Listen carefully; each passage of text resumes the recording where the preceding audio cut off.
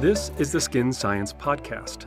I'm Dr. Thomas Hitchcock, and here we'll investigate everything skin science and dissect it from a scientific perspective, analyze it from a medical perspective, critique it from a consumer perspective, and give insight from an industry perspective.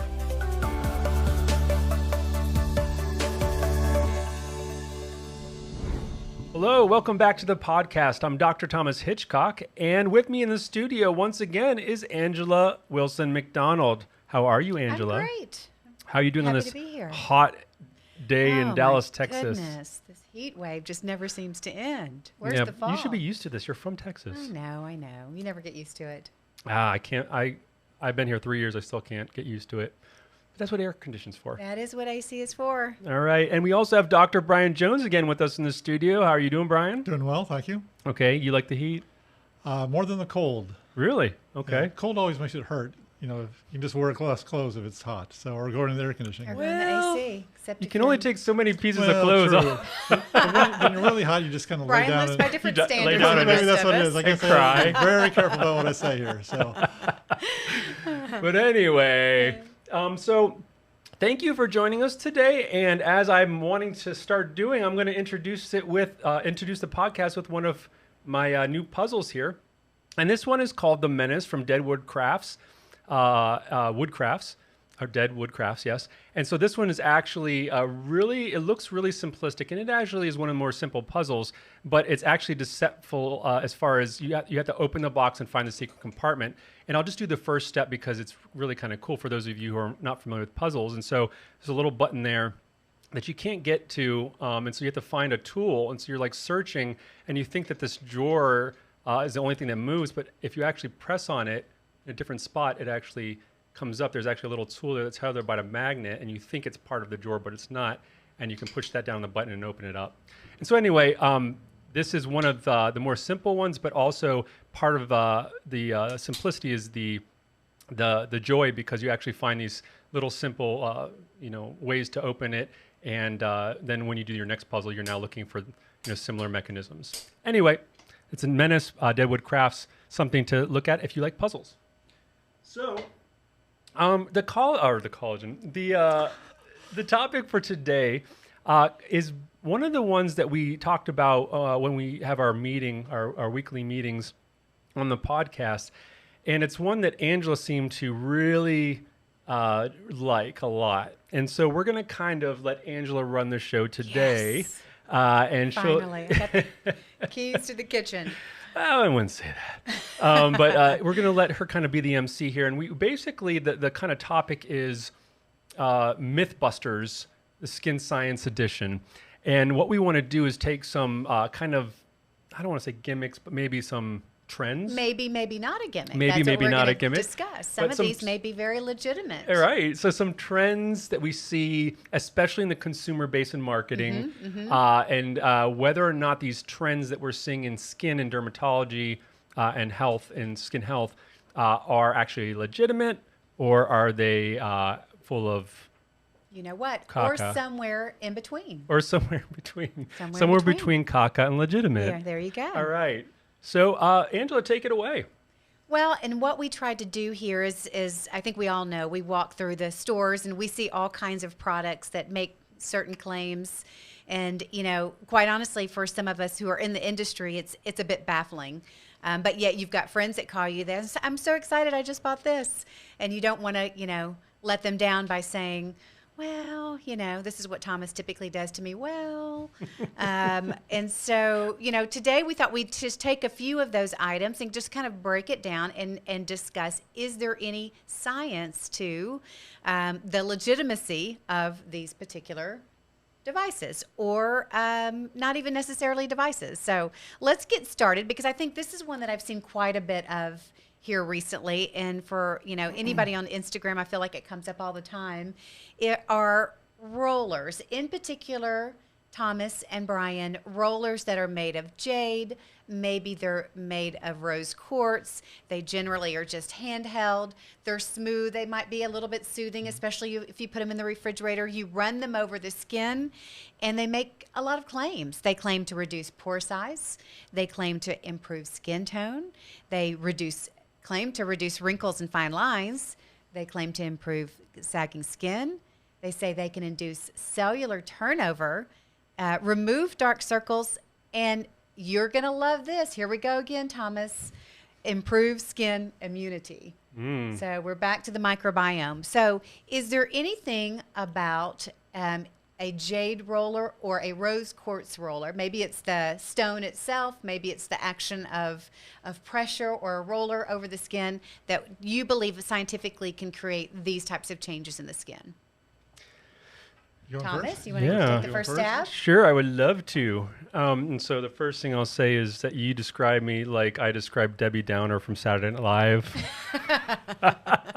Well, all the kids are starving in Africa, so so these rollers where they make them, So, but anyway, when we look at these rollers, and there's not just the jade and the quartz, and they're not just rollers. They also have these tools that are just solid pieces of ceramic or metal or something. They have the globes that you fill with water and you put them in a refrigerator.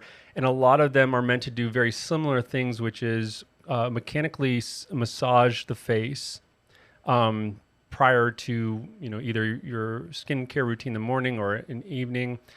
And there are all those claims that they make. It doesn't surprise me that these consumer brands would make a lot of these claims to try to get people to sell theirs, because they're basically commodities that a lot of them are made like overseas in large quantities and sold to the same different companies, the same basic devices, and so it's their way of basically trying to hang their hat on something that the other groups can't. But when all of them kind of do that, I mean, what's the point? Because you can't follow. Really, realistically, it's not going to do all that laundry list of things. However, that being said, there is something to some of what these things can do for you. Maybe not that laundry list, but when you wake up in the morning, there's a few things that people may notice. And I mean, I don't know what you notice, but I tend to always notice that I am a little bit more. I have a little bit more puffiness or edema than I did when I went to bed, especially if I ate salty foods or whatever. And so if you understand what makes you puffy, then you can start to think about, okay, well, do these tools have some utility to reduce puffiness? And it's not necessarily by any proprietary blend or stone characteristic or anything property like a crystal that has like magic powers. I mean, although some of them have claimed like there is a movement for crystals and stuff like that, but there's following of crystals. And I don't want to like poo-poo people's fantasies and stuff like that, but fantasies maybe. But kind of already did by calling them fantasies. Well, but the thing is, one of the things that is done when you're massaging is we have a whole network of vessels in our bodies called lymphatics. So the lymphatic system, and it's interesting because people may have heard of that, but they may not understand like the lymph nodes and everything. The lymphatic system is a pretty interesting. A lot of them follow our circulatory vessels as well. And so lymphatics our blood vessels are not perfect. They do leak, and some of the stuff that leaks out into what we call the interstitial space of the tissues. So basically we accumulate some of the blood plasma liquid in our tissues, and that leads us to, when we get a lot in there, we call it edema, when it's a lot of liquid in there. If you block a lymphatic vessel that can't drain away that liquid, you have probably heard of something called elephantiasis. Is it elephantiasis or elephantitis? I think it's elephantitis. Titus, yes. Yeah. I think one's the condition or whatever. But anyway, I just want to make sure that I don't say something. Friends with scientists. Yeah, but discussions you get into. Regardless, it's because those people, like for instance, when a woman has breast cancer, as I'm aware.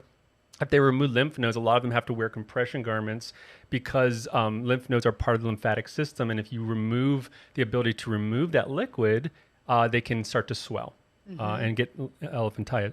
I don't have that. And so, or swelling edema, they'll call it edema. I guess elephantitis wouldn't be when you just have simple edema, but yeah, but just swelling. Swelling, yeah. And so, there's some more exotic forms of this that are caused by parasites like schistosoma, I believe they're called. We won't get into, but there's some interesting places where you can have this happen. Regardless, you can use your imagination for that. But regardless, by massaging the tissue, it's well known that you can actually relieve edema because you're actually pushing liquid into the lymphatics and pushing that liquid away from the tissue and putting it back into the circulation. Because basically the lymphatics, it's like a reverse, like with Stranger Things, you have the upside down. The lymphatics are like the upside down of the blood vessels where you put all the liquid back in there, and eventually will go back into a main vessel that will go back into the blood. And so the lymphatic system is very important. It even has like little valves like the vasculature, the veins do. And so by using those rollers and pushing your skin in certain directions, you're actually going to push liquid back into the lymphatics. And so it can cause depuffing. And that is probably one of the ways in which it happens is through that. And we know massage can do that, mechanical stimulation massage. The other thing that very shallow, let's be clear, very shallow massage, because the lymphatic system is just... No, the lymphatic system is everywhere. It can be deep as opposed to okay. Because you can have liquid. The lymphatic massages that I've had, as in terms of relieving swelling from surgeries, they're just touching you very lightly. Well, you just had surgery. Well, no, but what they're saying is the lymphatic system is very shallow. So they're trying to move that fluid towards those valves, right? So that the body will excrete them. But again, but they're working very shallow. Yeah. Well, it doesn't secrete them. It goes back into the blood. But there's lymphatics throughout your whole body because you can accumulate liquids throughout your whole body. Through all depths. Okay. So in my case, it was shallow, but it doesn't necessarily have to be shallow. So if somebody were using one of those rollers to that point right there, Thomas, and that's what they woke up and they were puffy, who knows, what they were doing the night before. Maybe they just had a nice sushi meal the night before, and they wake up and they look really puffy, and they've got to be on camera because they're doing this incredibly popular does sushi do that to and you? Exciting soy sauce. Soy sauce. Soy sauce does. What I would say got a is, little experience with yeah. that. All right, sorry would you about go that. in apply a certain level of pressure, or would you move in a certain direction to be able to influence that? There are probably ways. I wouldn't say that I'm an expert in saying which direction is going to be best, and I'm not sure that that any one direction is going to be, necessary for it to be useful. Meaning, I'm not sure that as long as you're, going in all directions, you're probably going to applying that pressure, the reverse pressure back. Yeah, I'm sure that you can find whatever just suits your face and what feels comfortable. Because part of what makes these things at all useful is that you enjoy doing it. Because when it's soothing, like if it's cold and soothing and stuff, it raises your mood. It elevates your mood. And so a lot of times, I hear people say, skincare is self-care, something along that nature. And part of it I do agree with is that if you do something that may not really have a lot of scientific oomph behind it, meaning it's not going to really, it's just something that makes you feel good about yourself. That's what like aromatherapy and such, crystals. Or crystals even. There's placebo involved in a lot of the things that people enjoy, like with puzzles, for instance, for some people, puzzles might be frustrating and raise their, blood pressure, where for me, it's intriguing and it actually calms me to be able to focus on something and clear my mind of other things. So this is one of the reasons why I think some of these gimmicks are actually not gimmicks in the sense that people enjoy themselves. There's not value. There's not a gimmick in the sense that there's value to it. There's value to it, yeah. But not necessarily the value that they're claiming. That's right. Okay. Well, it depends on what you think about it, sort of how long that benefit's going to last. Now, if you're Sure. expecting it to last for 10 minutes, then perfectly fine. Yes. If you're wanting to last A lifetime. hours or a lifetime, then you're going to be really disappointed. Right, Yeah. and I do think you also have to consider, for instance, if you had a lot of salt the night before, by doing that you can, depuff slightly, but you still have a lot of salt in your body and you're still going to collect fluid. So really drinking a big glass of water is going to would be better at helping you to get rid of that. Okay. And so that's where, again, like anything, is just understanding your own body, the physiology of your own body, talking to your physician or going to school. You're going to learn a little bit about what these things the limits of what these things actually do and what they don't do. One of the things that I particularly think they could be useful for is that I've had this kind of, I don't know if "bee in my bonnet's" the right phrase, but I've had this kind of thought for the longest time, which is, when you hear about putting like under eye serums on, you hear a lot of people say you should use your ring finger because that's the weakest finger, and you should just tap it into the skin. Right. And I'm going to use my ASMR voice. And you are talking You really just tap softly it when into you the say skin. that. Yeah. No, but really, that's how I feel when I see that. I'm like, why? Why do I got to You tap don't it want into to tug the at the skin? skin. You don't But want to. see, It's very why? delicate, It's is what they fragile, tell though. you. Okay, Yes, well, that's it's fragile. But that's where I'm going to push back, because the thing is, it might be the thinnest skin of the face, but where do we find that we should be? And the reason why this kind of struck a chord was, I remember years ago when I heard this anecdote about a study that was done with women who wore brassieres and who didn't wear brassieres, and found that the women who wore brassieres actually ended up with more sag to their breast.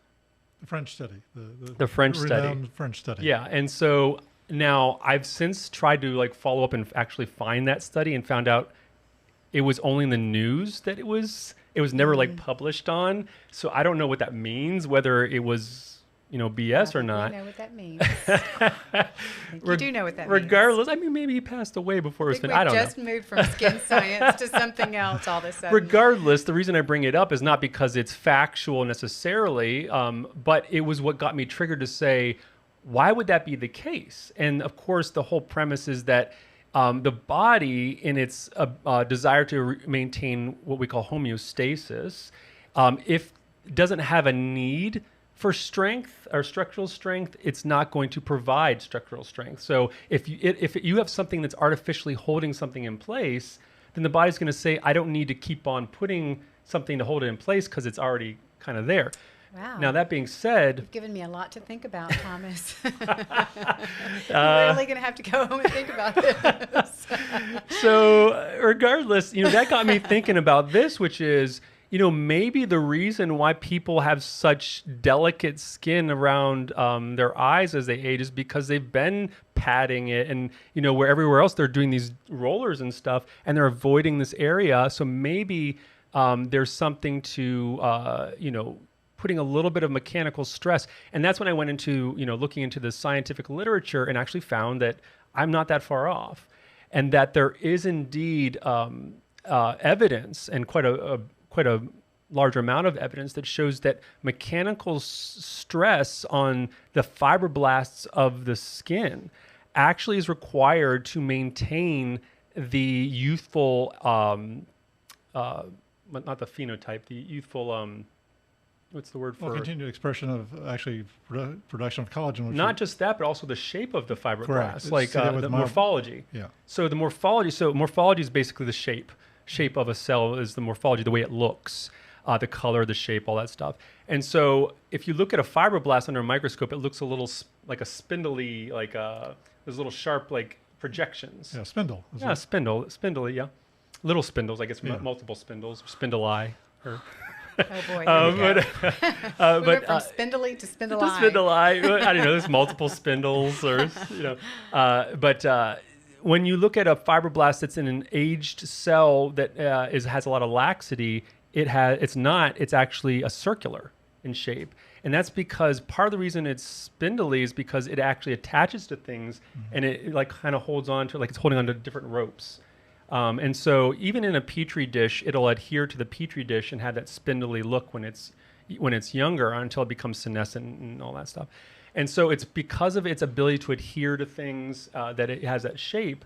And so what we know is that there's studies that show that if you take engineered tissues and you actually apply pressure, it helps to maintain that young morphology or young shape and the amount of deposition of collagen that it continues to produce. If you don't give it that mechanical stretch or stress, it actually stops doing that. And so part of my thought process is, we know that in certain places of our skin, we lose fat underneath of it, and we lose volume, right? And so maybe some of that is the volume loss contributes to some of that laxity, because it's this feedback loop. And of course, this is all hypothesis at this point, but you lose that feedback loop, and then you know you lose the shape, or you lose the ability to produce collagen, which contributes to more laxity. And so my thought is, when I put things on under my eyes, I actually put it on just like that, where you actually don't pat it. You actually put pressure, because now when you look at the literature, the amount of pressure required is very small. Meaning, not saying that you can't put more pressure, it's just there's no reason to put, I think it's one Pascal.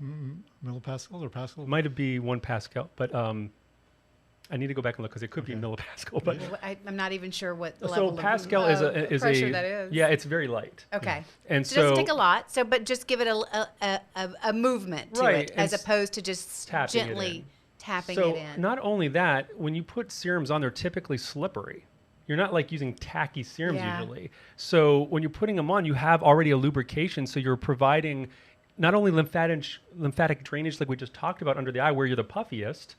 So you can, by putting that motion under your eyes with this lubrication from your serum, you're going to drive it in better, because you're putting pressure on it. You're going to get lymphatic drainage, and you get a slight amount of mechanical stress, which could, in theory, induce more strength to that tissue. Okay. And so, and we do know when you add more stress to certain tissues, like for instance, when somebody loses a leg and they put on their prosthetic, initially they get a lot of sores and tenderness in that area because of the added pressure, but their skin acclimates to that.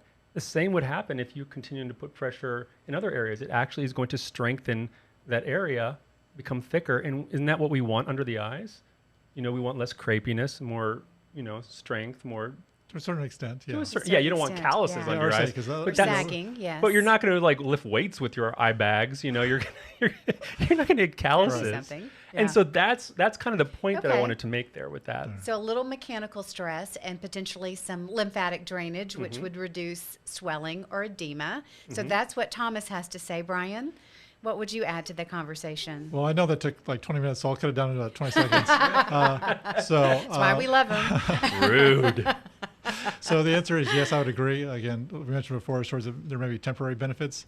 Now, the discussion regarding the tension on tissues, I think you're right. You've seen that in vitro, but again, I think it's minor, more towards muscle cells, myocytes. But it could also be true for the fibroblasts and getting the production of collagen.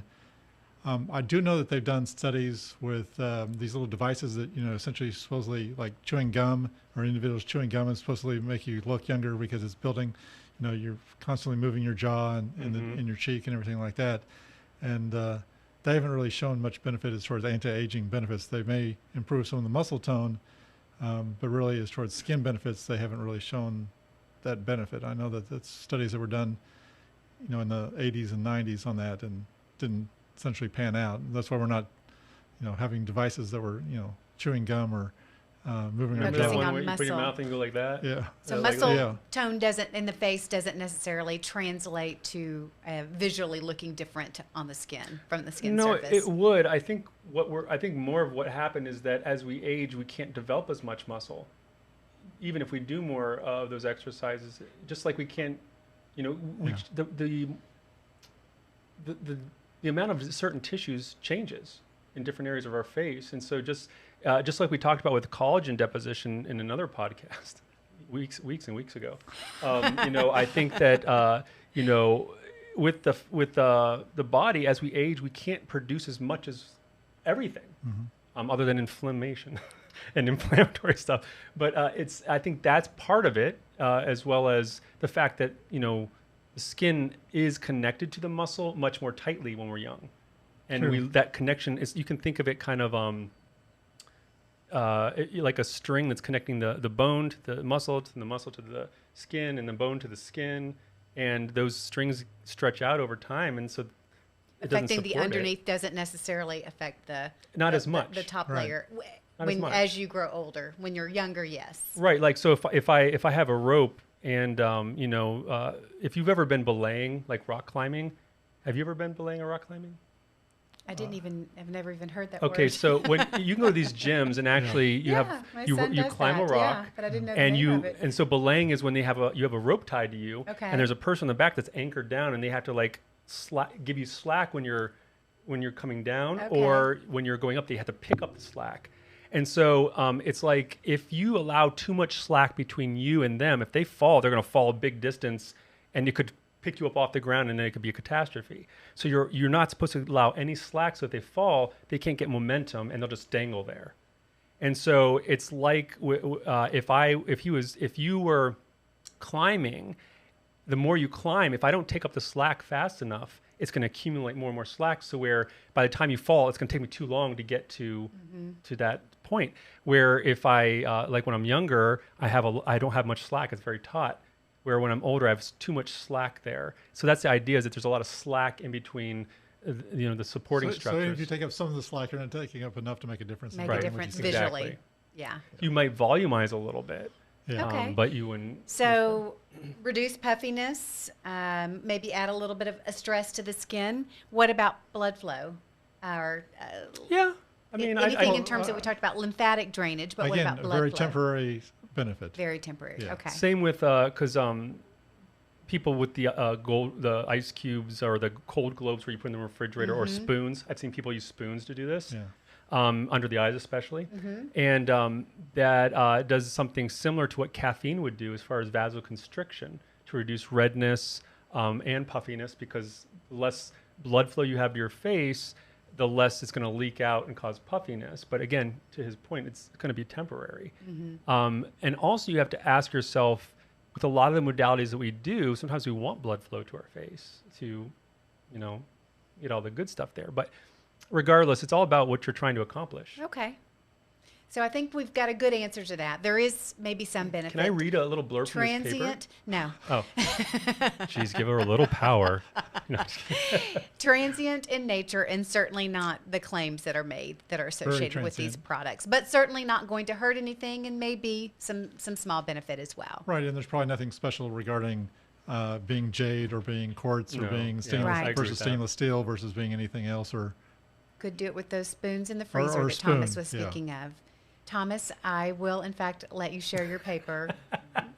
Go ahead. It is technical in nature, but I think it Not proves surprised. the point, because I think in this particular study, they took engineered human tissues and applied pressure to it, like I was talking about with the under the eyes. And basically what they say is that that they don't know. Basically, it's still a little bit up in the air. They don't really know what the role of tensional homeostasis, which is like keeping pressure, like just natural, always having pressure on the tissue, what that does for the aging of skin. But they say in this current study, we demonstrated that the tensional homeostasis induced in this tissue significantly increased expression of ECM, extracellular matrix, which is like collagen, elastin, hyaluronic acid, things of that nature, glycosaminous glycans, including collagen type 1 alpha, 1 chain, fibrillin, elastin, and MMP1. Furthermore, tension homeostasis stimulated not only dermal fibroblast function, but also epidermal keratinocyte proliferation and differentiation, which is what we use retinoids a lot for that turnover of cells as well, and cell acid and things of that nature, suggesting the presence of the epithelial mesenchymal interaction through this particular signal that they're talking about. So basically, it's upregulating a lot of these genes that we pay lots of money to upregulate. We use vitamin C because it upregulates collagen. We use retinoids because it turns over skin cells and it reduces reduce pigmentation and such.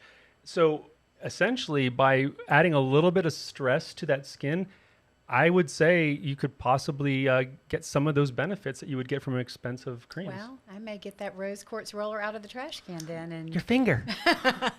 Just use your put finger. it in It's the, free. Put it in the refrigerator. Except for I'll charge you now Yes, because this is yes. my IP.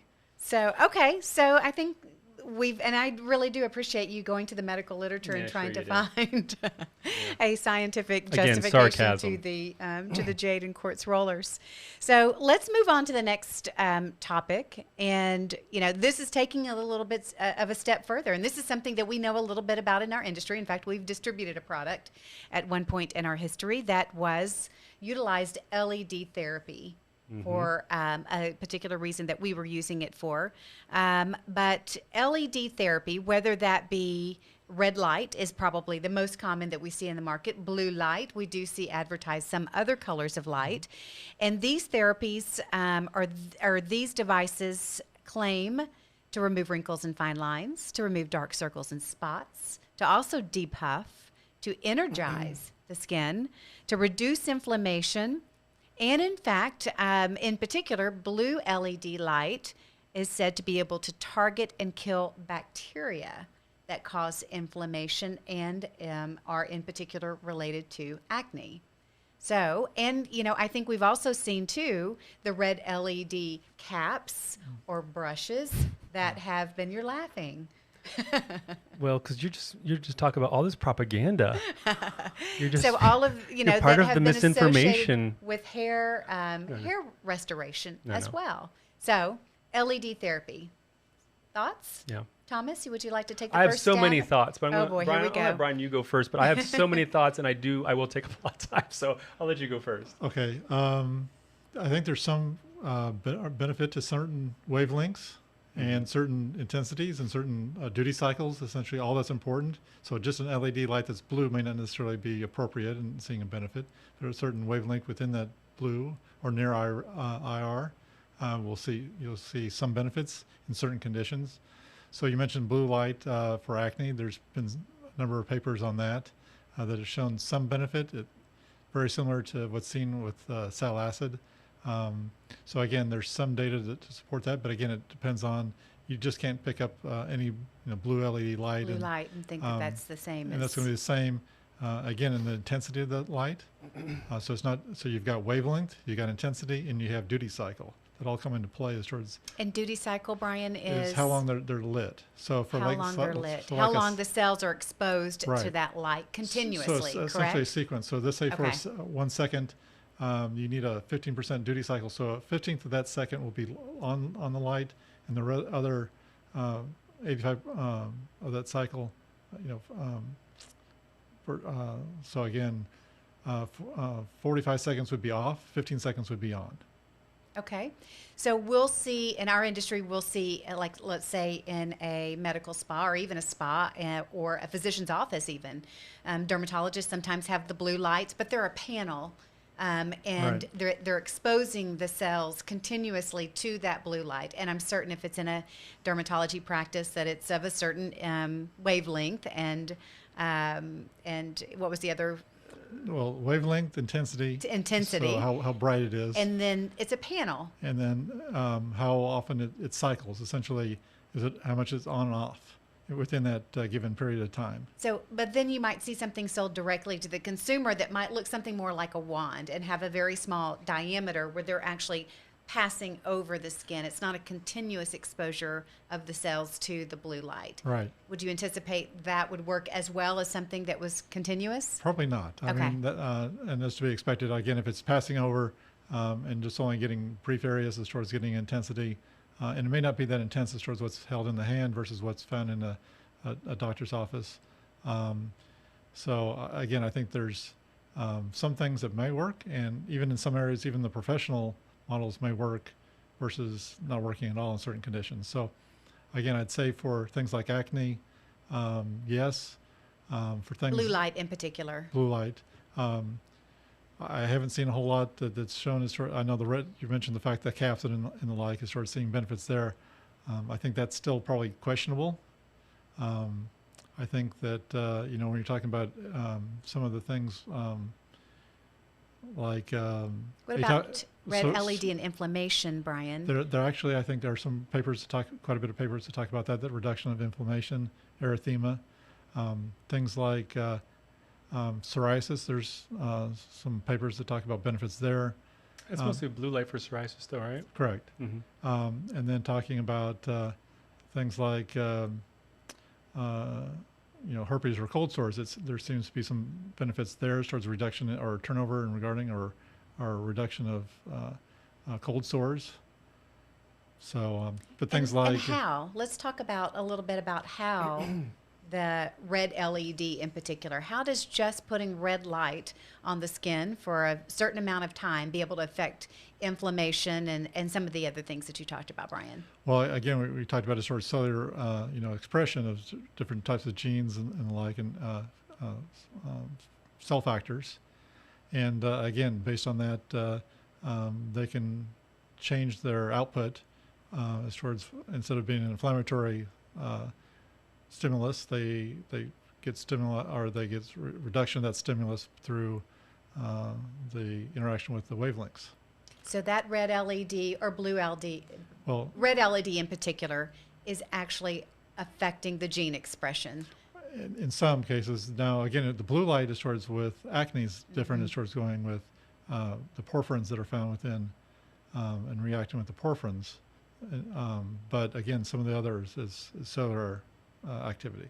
Yeah, I think we need to back up and do one at a time because, Okay, gets a little confusing for instance, going back and forth. porphyrins, Yeah. that whole story needs to be kind of teased apart a little bit for people to understand really what that is. But the red light thing, there's actually a deeper story, and we do need to be careful because when you look at the electromagnetic spectrum and the spectrum of light and such, it's a broad spectrum, and reds have quite a broad spectrum, as so does blues and violets.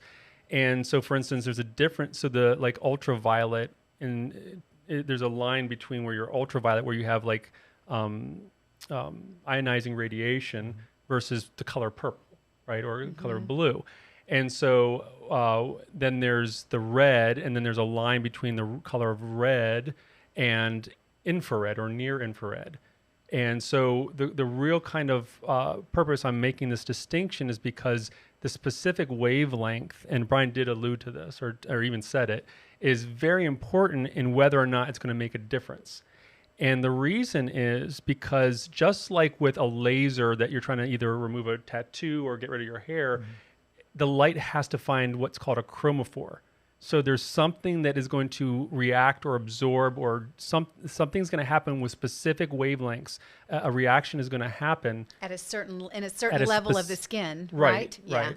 And so anybody that does like there's a certain set of experiments that I don't want to get into because you'll get mad at me for being too technical. But you basically use what's called I'm drawing a blank, a photo. A UV a spectrophotometer. And so basically it allows you to take any substance and put it into a little glass vial, run some certain wavelengths of light to it, and see what gets absorbed and what doesn't and such. And you can actually see a wave that shows you what are the wavelengths that are the peak wavelengths that either absorb or reflect or whatever there.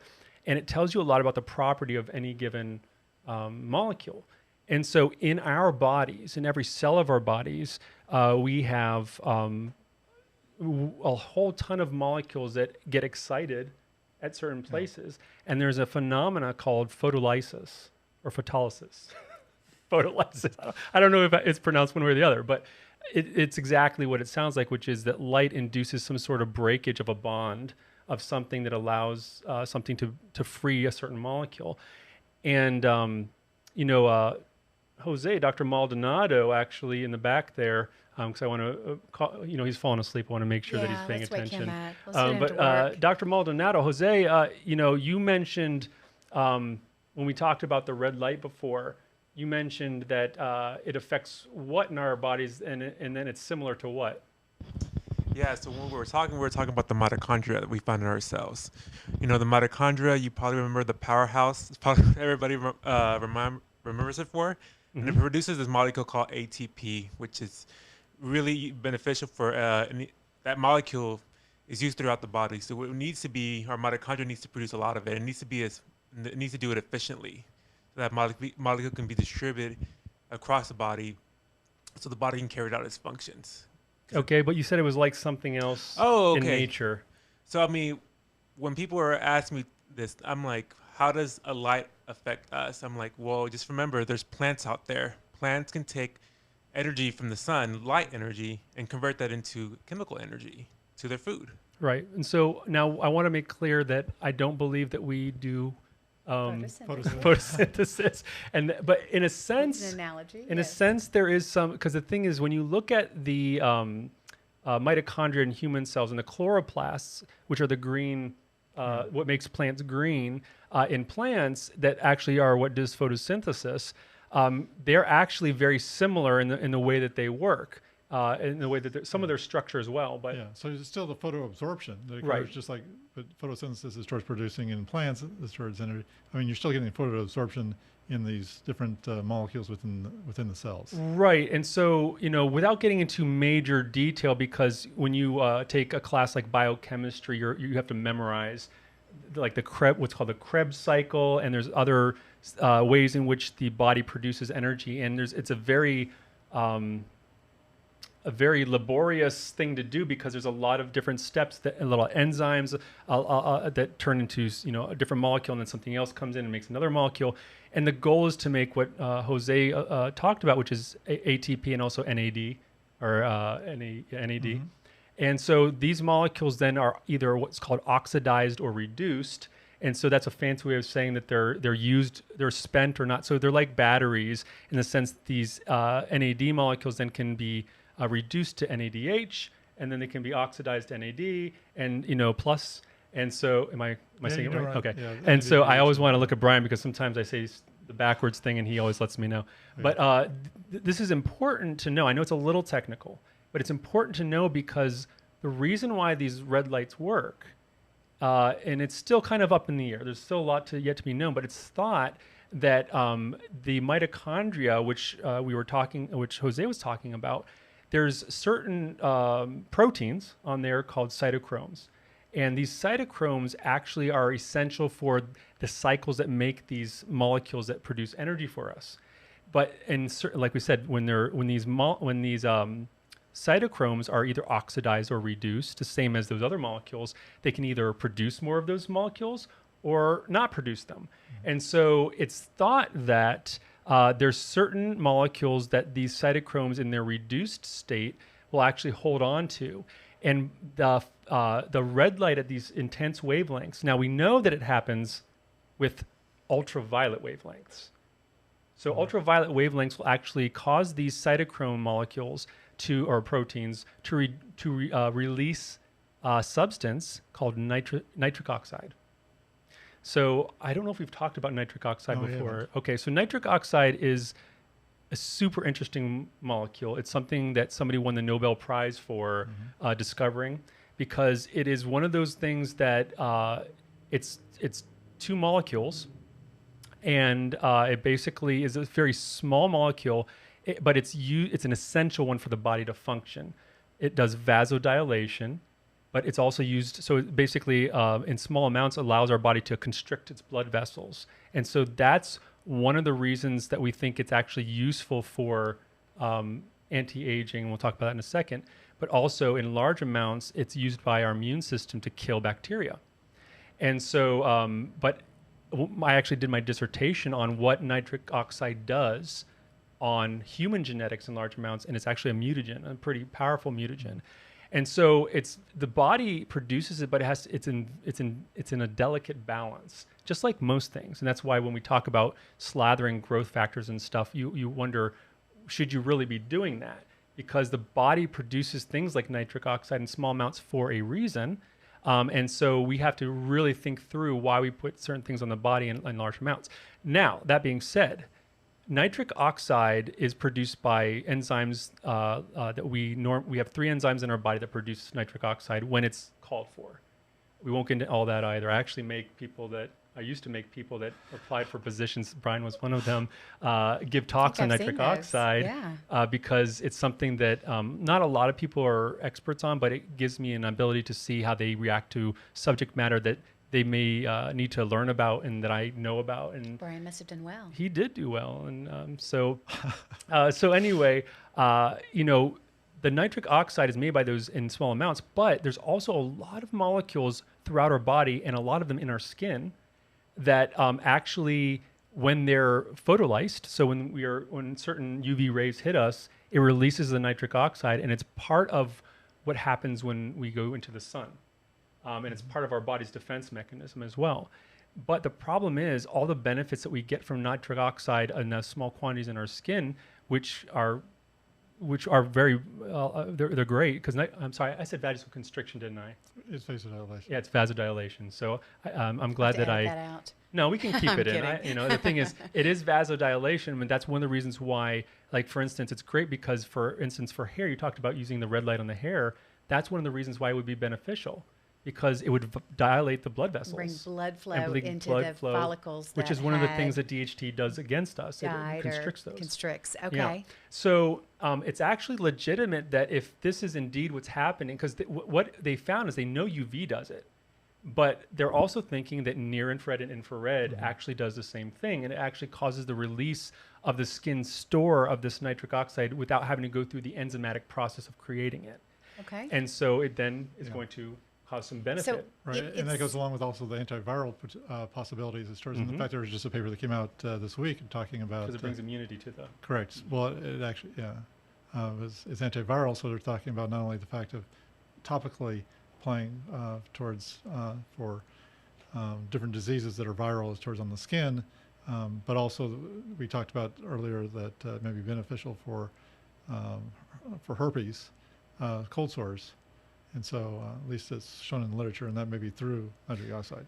Right, because it's bringing more blood flow, more immune cells yeah. to that site, and allowing it to clear the infection more readily. And so going back to the one last point on that is that in particular, through several studies, they've shown that it's not the total dose of the light. So sitting under it, if it's not the right intensity, which Brian said brightness, which is correct, but we call it like fluency because it's like delivery of joules of energy, Correct, yeah. which in light sources can be brightness, but if it's infrared, it wouldn't be visible, so you wouldn't call it brightness. Okay. And also with UV, you don't see it, so you'd call it fluency because it's the amount of energy that's being produced.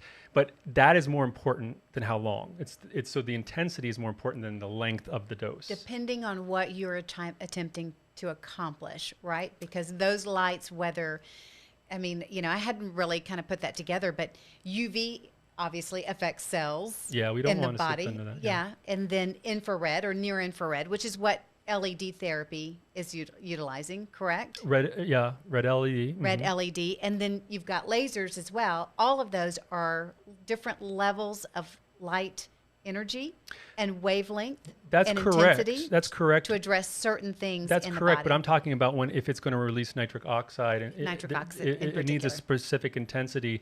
Now you could do more, like with a laser, but the thing is that's not going to release nitric oxide necessarily. It's just going to ablate the tissue. But in general, red LED therapy. So I guess what I'm trying to say is you could take a really weak light of the wavelength and stick it on you for countless hours, and it may not do anything for you. Yeah. So that's why when you buy it from Amazon or something, it may have an accurate wavelength, but if it's not powerful enough, it may not do anything for you. Okay. And that's where you really need to be careful. We're not saying that this is a gimmick. We're saying that we're still trying to figure out how it works and the utility to best use it. But what we do know is that if you do buy into it, to make sure that the product that you're using allows for you to really get any potential benefit by making sure it's powerful enough. And that's usually through a physician's office, Right. unfortunately. Yeah. Although there are some items on the market that claim to be able to do this, and that's really on the onus of the company to prove that. So again, we can say that LED therapy, whether it's red light or blue light for different indications, may have some effect on the skin based on what we just talked about. There are some things you would want to be aware of before you would invest in these devices or procedures. And may not necessarily be all of the claims that you see attached to some of these procedures or to these devices as well. Again, because some devices just simply don't have the wavelength or intensity The power. or the right? power to be able to affect that level of change. Your best bet would be to go into a physician's office if you were interested in LED therapy, red or blue, and have a discussion with them about what device they use for that. And I what would they can agree with anticipate that, but I would also say that, thank you. I would agree with that, but I would also say that, the physicians that are listening should make sure that they too understand how these devices work so that they don't end up buying into a device and spending a lot of money on a device that may not help their patients. It's pretty easy to test, because the ones that are cleared through the FDA, and they're supposed to be if they make any of these indications, like for wrinkles or hair loss or anything like that, Or acne or acne. And so they have to basically prove to the FDA that their fluence is high enough. And so you can check that literature. So don't save money by getting something that's not cleared, because then you can't validate it. That's the part that's why companies spend the money to go through that process, not only because it's the right thing to do, but also because it gives the physician the ability to look and make sure that confidence. Yeah. But with the blue lights, really quickly with the porphyrins, I do want to make the caveat here that Brian quickly talked about porphyrins. And for the people who don't know what that means, I want to really quickly explain that certain bacteria on the face that we all probably have heard of formerly as P. acnes, now they're called C. acnes, they can produce porphyrins. Porphyrins is a type of molecule that is light sensitive, and when you put certain wavelengths of light against it, it actually causes a free radical production. And that is not great for our cells, but it's also not great for the bacterial cells. And so we know that the bad forms of C. acnes, because we also know there are really great forms of C. acnes that you absolutely need and want, and we can talk about that on another episode. But we think we already have. I think we may have multiple times. But the ones that are associated with things like acne, they actually produce the most porphyrins. And so if you use a blue light that actually causes those free radicals from the porphyrins, you're more likely to eradicate a lot of the ones that are in the vicinity, which are the ones that produce them. But you have to be careful, because you're also going to cause free radical damage to your own cells. So that's just a warning as far as the blue light, and making sure that you also walk into that knowing kind of what you're doing as well. Okay. And the dermatologists I talked to about utilizing the blue light in their offices, they use it kind of as a supplement. Right. And it also comforts the patient that they know that they're getting another treatment to help improve it. I don't think that any of them would agree that it's a standalone. Right. As I would suggest the same with the red LED for hair Sure. restoration. Sure. It's typically physicians who are in the hair restoration market. They're using many different modalities to affect hair restoration in different ways at different levels. Yeah. And that may just be one little thing that they add to it for. Seems to be a common theme about what we talk about, is that there's not very many times in aesthetics or in dermatology where you can just throw one thing a at silver something. bullet. Yeah. And it's because biology is complicated. Yep. And we're getting near to the end, but, I just want to ask one last question as we wrap up, and we'll keep this one very brief, gentlemen. But I love this topic. No, it's a good topic. And that just goes back to the good old beauty sleep, and is there in fact, and what we know is it goes really back to the average person refers to it as beauty sleep, but we know it's actually tied to circadian rhythms. So, just a brief explanation from a scientist perspective on circadian rhythms and how making sure that we're getting our beauty sleep, as we would call it, is affecting the aging process, or is it not? All right, I say 2 minutes each. You go first. Okay, I've got the clock started. I think there's some papers. I think even Howard Maybach did some work on that, looking at circadian rhythms and looking at barrier function. And I think there was some improvements in barrier function when Skin barrier function. And lessening or having worse barrier when you got less sleep. So again, I think there is some benefits to that. I know there's a number of companies that talk about that as far as why they have a morning and night type products to match the circadian rhythms of individuals. So I think there's some data out there that supports that.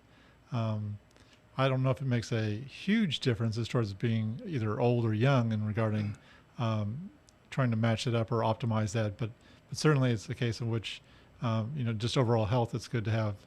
Again, unless we've talked about before, so Elon Musk, as far as I think only sleeps 3 hours a day or something like that, you're probably going to be wanting to have your 7 or 8 hours of sleep for the best benefit. Is it time? He's a is lizard it quality? Person. Is it, I've heard it said that you need to be asleep between 10 p.m. and 2 a.m. because that's when your body does the most restoration. I've heard that from my Pilates instructor, who also practices holistic medicine. But, is there some truth to that? Is it time, the time of the day that you're sleeping? Is it the duration?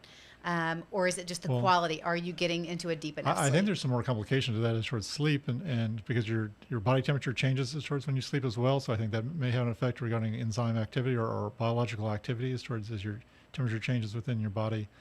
So I think it may be more than just between 10 and 2 that but I don't know enough detail to say it needs to be, 11:45 to 3 a.m. or something like that. But again, there are differences in regarding activities within the body over a given sleep cycle, and optimal times as for benefit towards skin versus digestion or mental health or whatever the case may be. Okay. Well, he actually just touched on a very important point, and that was over 2 minutes, so I get over 2 minutes Okay. too. Okay. When you think about sleep, you hit the nail on the head with circadian rhythm, and so I don't think everybody knows what that is, but really briefly, our body every 24 hours goes through certain cycles, and there's different things that are cyclical. One of them, for instance, is blood pressure, and so, for instance, our blood pressure spikes when we wake up and ambulate in the morning, which means rise when we get up on our feet. And so, for instance, a lot of people will take their blood pressure medication at night because they'll know that it'll be active by the time morning comes around. It's because the morning, when you first wake up, that's the number one time people have heart attacks because your blood pressure spikes when you get up. And so there's a lot of things that happen on a circadian rhythm, and it's why when you just got back from Barcelona and you felt it. You felt that your body was used to sleeping and waking up at a certain point, and it didn't like the fact that you were causing it not to. And part of what actually drives it is Oh boy, here we go. the microbiome.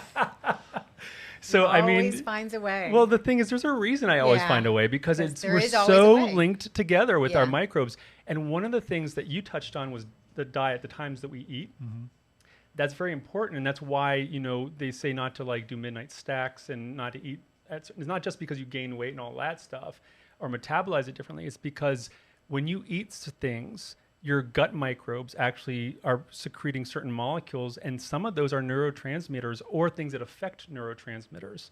And so there are certain things that are produced by the gut, and not just the gut, but the skin as well. And one of them is short-chain fatty acids. It's one of the things that's found very prevalently on the skin. One of them is propionic acid, and there's butyric acid, and there's other short-chain fatty acids that actually can have a huge impact on the secretion of things like neurotransmitters.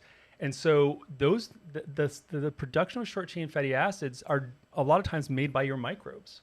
And those microbes are going to take cues from when you eat, when you shower, when you do certain things, when you exercise, and all that stuff feeds into the rhythm that your body functions because it's used to functioning a certain way. So you do something, your gut gets, your microbes get a certain stimulus, they do something, which in turn makes you want to do something, and it's a cycle, and it contributes to the circadian rhythm.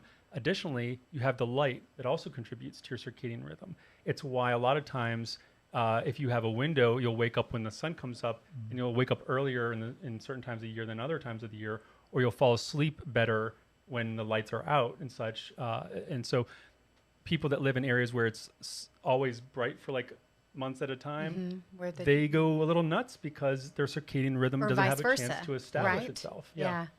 And so this is where I'd say you're right. It's the rhythm of sleep. I think that's more important. So I'm not a sleep expert. Is everybody's rhythm the same, or people, for instance, people who work a graveyard shift, so they work the night shift? No, not everybody's is the same. So they could have a rhythm just like everybody else. It's simply their rhythm is different, and as long as they maintain that rhythm, then things are going to operate appropriately. And you measured Elon Musk, or who measured him? Somebody. Whoever mentioned him. So he's a lizard person, so he's separate. He's separate than all this. But the thing is, not everybody has the same patterns. So during our sleep, and I'm not a sleep expert, that's my disclaimer, but I do know that you can buy little trinkets, like there's one called an Oura ring, and what it'll do is it'll measure your pattern of sleep, and it's a full pattern. So you have multiple patterns throughout the night. I think it's 2 or 3.5 hours. For some people, it's 3 hours for some people. And it's about fulfilling a cycle and not entering into another cycle, because that's what gets you your beauty sleep. Okay. And you feel rested. And so for sometimes with my cycle, I opt to wake up an hour plus early because I know I'll be more groggy and more hard to get going if I try to get an extra hour of sleep, because I'll be in mid-cycle. And so it's understanding, and that's where understanding your cycles. And then just you can't get away with just one cycle. You have to have multiple cycles because your body does need to recover. But knowing your body and what your body requires you can find that information out if you invest a little bit.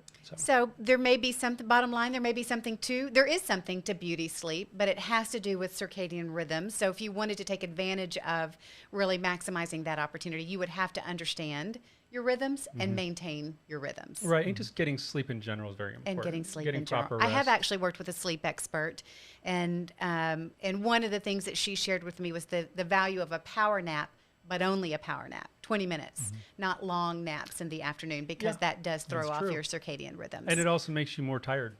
So. Yeah, so I think that's a good place to stop, because I've grown a little tired myself. So, Okay. But anyway. I'll turn it back over to you, All right, Thomas. so the I'll hand you power- back the keys. I have the power. the castle. The power of Graceful. Nobody that's my age is going to, or younger than me is going to know that. But anyway, we thank you for your eyes and ears. We hope you learned something today. If you want to find more information or give us a shout out as far as what you'd like to hear about, you can find us on Crown's website at crownlaboratories.com, or you can speak directly to me at my socials at dr.t.hitchcock. That's dr.t.hitchcock. And that's mainly Instagram there. But we appreciated our discussion today, and we hope to see you back next time. Thank you very much. Thank you.